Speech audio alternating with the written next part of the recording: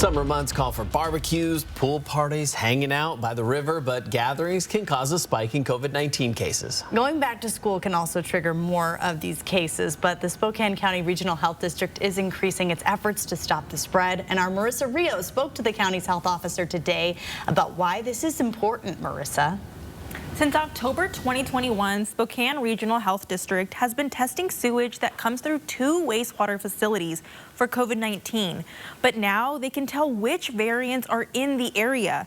This helps doctors better respond, especially when there's an uptick in cases. Testing wastewater has helped Spokane limit the spread of COVID-19.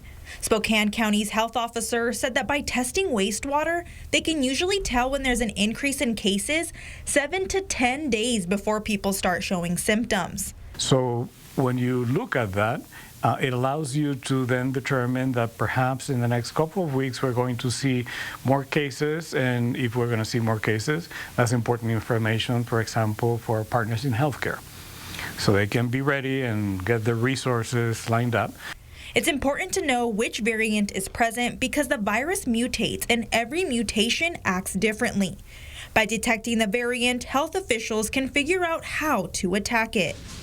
Before we start respiratory illness season, which we do with other vaccines like the flu, we always make sure that we know what variants and or sublineages of the virus that we're looking for are present and dominating at that particular point in time, so we can determine what the composition of the vaccine is.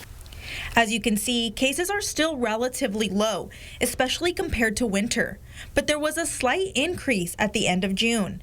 Cases might pick up again in August when it's back to school time. One parent said she trusts the school district's guidelines. And if the kids are supposed to wear masks, that's great. And I really felt like the school district did a great job last time, so they're going to school, yeah. Velázquez said that the dominant variant in the area now is XBB 1.5. He said the good news is that all of the mutations have milder effects.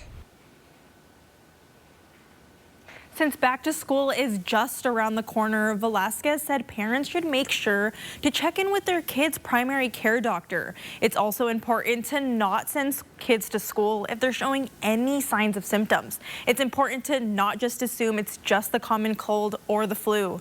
Reporting in Spokane, Marissa Rio, 4 News Now.